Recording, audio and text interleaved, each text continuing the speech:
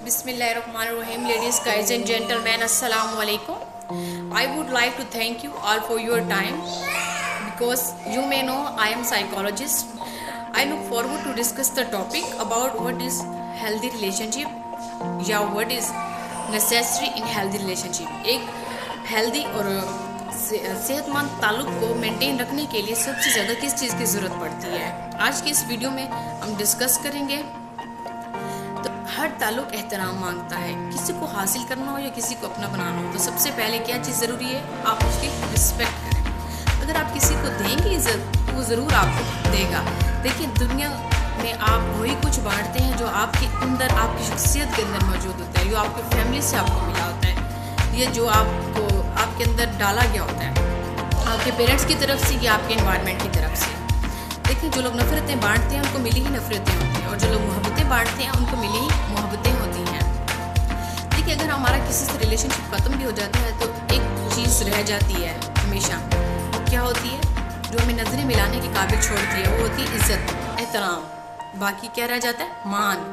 ताल्लुक का जो रिश्ता होता है वो तो अल्लाह ताला की तरफ से बनाया हुआ होता है, मगर एक दूसरे को इज़्ज़त देना और एहतराम करना ये मेरे और आपके अपने बस में होता है। मोहब्बत सिर्फ दो पैरों पर सीधी खड़ी हो सकती है, जिसमें एक पैर तवज्जो का है और दूसरा इज़्ज़त का। लेडीज़, गाइज एंड जेंटलमैन, दोनों में से अगर एक भी खो जाए तो मोहब्बत माजूर हो जाती है। मज़ीद आप उस रिलेशनशिप को लेकर आगे नहीं बढ़ सकते। आप घसीट तो सकते हैं मगर उसको अच्छे से मेनटेन नहीं रख सकते। आपकी उसमें खुशी और सुकून, कौन क्या करता है, क्या कहता है, क्या खाता है या क्या पीता है, अपनी लाइफ कैसे बसर करता है, इससे आपका कोई लेना देना नहीं होना चाहिए। इन सब से आपको खुद को दूर रखना है कि आप सुकून, जहनी सुकून बहुत में रहेंगे, आप सर्टिफिकेशन में रहेंगे।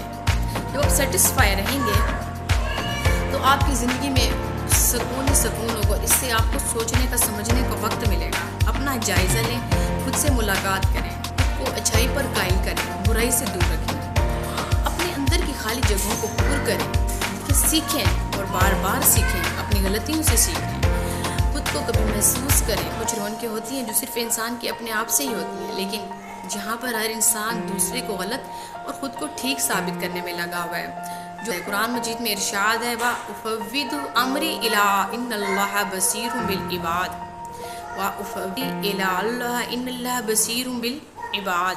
मैं अपना मामला अल्लाह के सुपर्द करता हूँ, मैं यकीनन अल्लाह ताला बंदों का निगरान है। देखिए, वक्त से अपनी कीमत मांगें, वक्त के साथ चलें। सुख और दुख अपनी तकदीर से मिलते हैं, अमीरी और गरीबी से इसका कोई लेना देना नहीं है। रोने वाले आलिशान महलों में भी रोते हैं, और जिनकी किस्मत में हो हंसना, वो झोंपड़ी में भी हंसते हैं। इसके साथ ही अपनी वीडियो को एंड करते हैं। शुमाइला ये सबको इजाज़त दीजिए। अगर वीडियो पसंद आए तो लाइक करना मत भूलिए। अल्लाह हाफिज़।